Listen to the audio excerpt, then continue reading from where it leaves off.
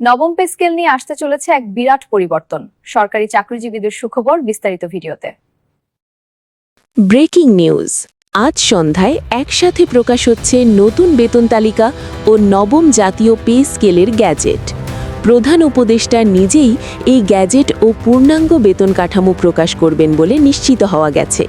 তাই ভিডিওটি শুরু করার আগেই বরাবরের মতো অনুরোধ, যেই সকল সরকারি চাকরিজীবী ভিডিওটি দেখছেন সবাই দয়া করে ভিডিওতে একটি লাইক দিন, চ্যানেলটি সাবস্ক্রাইব করুন এবং ভিডিওটি আপনার সহকর্মীদের সঙ্গে শেয়ার করে দিন।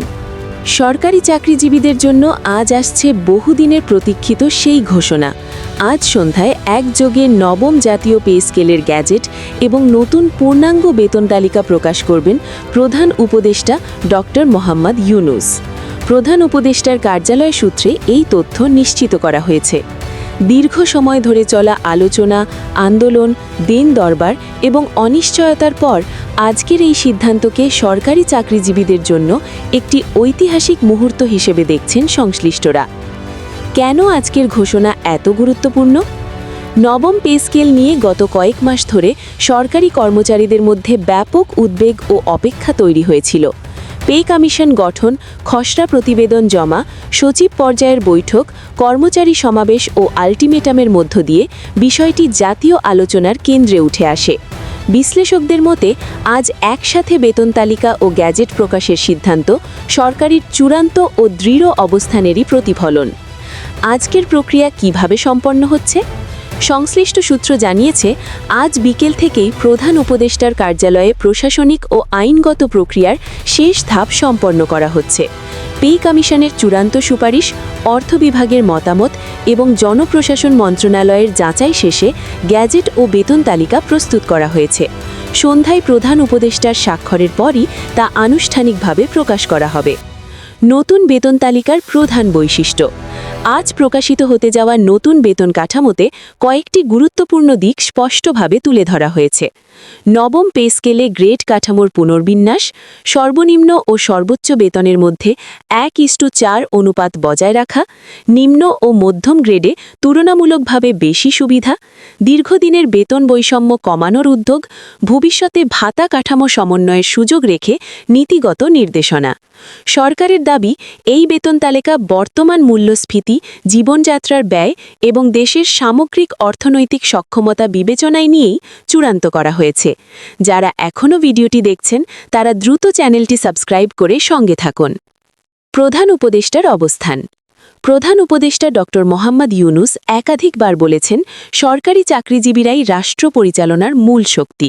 তাদের ন্যায্য অধিকার নিশ্চিত না হলে প্রশাসনিক দক্ষতা ও সেবার মান ধরে রাখা সম্ভব নয়।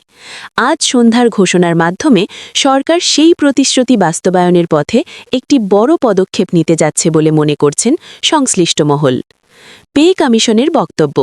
পে কমিশনের মতে বেতন তালিকা ও গ্যাজেট একসাথে প্রকাশ করার উদ্দেশ্য হল কোনো ধরনের বিভ্রান্তির সুযোগ না রাখা। আলাদা আলাদা ঘোষণা দিলে ভুল ব্যাখ্যা ও গুজব ছড়ানোর আশঙ্কা থাকে। তাই স্বচ্ছতা নিশ্চিত করতেই একযোগে সব তথ্য প্রকাশ করা হচ্ছে। সরকারি চাকরিজীবীদের প্রতিক্রিয়া। খবর ছড়িয়ে পড়ার পর থেকেই বিভিন্ন সরকারি দপ্তরে আলোচনা তুঙ্গে। অনেক কর্মকর্তা কর্মচারী এটিকে দীর্ঘ আন্দোলনের ফল হিসেবে দেখছেন। কেউ কেউ বলছেন, আজ যদি সত্যিই গ্যাজেট ও বেতন তালিকা একসাথে প্রকাশ হয় তাহলে এটি আমাদের জন্য বড় স্বস্তির বিষয়। তবে কিছু সংগঠন বাস্তবায়নের সময়সূচি ও ভাতা সংক্রান্ত স্পষ্ট নির্দেশনার দিকেও নজর দেওয়ার আহ্বান জানাচ্ছে। অর্থনৈতিক দৃষ্টিকোণ।